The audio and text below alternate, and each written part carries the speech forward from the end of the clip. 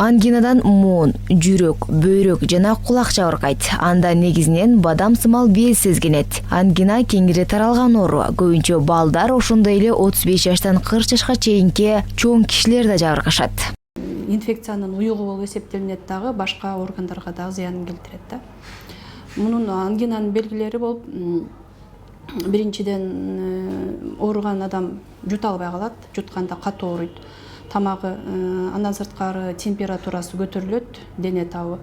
Баягы общая слабость деп коет, чарчап, баягы жатып калат, шалдырап, эч нерсеге көңүлү келбей калат. Анан тамактары кычышат, андан сырткары баягы второстепенный деп коет, ошол белгилер бар да. Алар организмге оорулуу пайдаланган түрдүү буюмдардан жугат. Айрым учурларда ангинаны ооз көңдөйүндө жана кулак кулкунда дайым жашоочу микробтор да пайда кылат. Ал микробтор киши үшүп калса, өтө чарчаса, ар кандай оору менен ооруса, көбүнчө грипптен кийин организмдин коргонуу күчү начарлаганда ангинаны козгойт. Кээ бир кишилер бал муздак жеп, буту суу болуп же муздак сууга түшүп койсо, ангина менен ооруп калышы толук мүмкүн.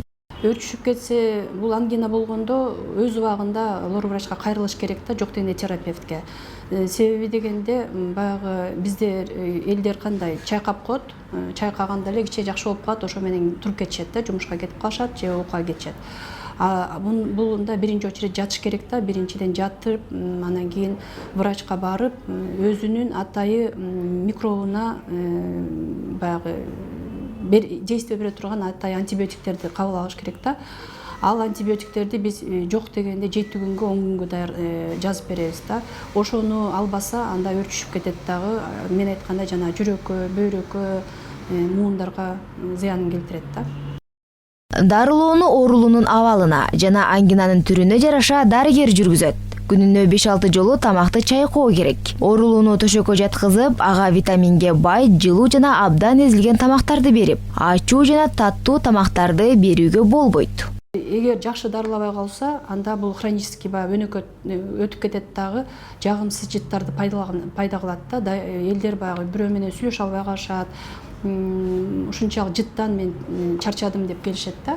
Бул эмнеликтен себеби дегенде өнөкөт ангина деп коебуз, жана танзилит, хронический танзилитте жыт эмнеден пайда болот? Жанагы алкын бездеринин каналчалары болот. Ошо каналчаларга баягы тамактын калдыктары, микроб, бактерия, вирустар чогулуп, анан кийин ошол өлүп калган тканьдар болот да, клеткалар. Ошолор чогулат дагы, казиозный пробки деп пайда кылат, ошолор гана жытты чыгарат да.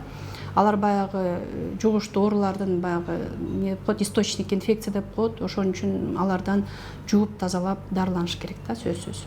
Ангинаны алдын алуу үчүн, организмди чыңдоо үчүн спортко катышуу, таза абада сейилдөө жүргүзүү сунушталат. Суукка урунуудан сактануу керек. Ангинанын алдын алууга ага түрткү берүүчү ооруларды өз убагында дарылоо эң чоң мааниге ээ.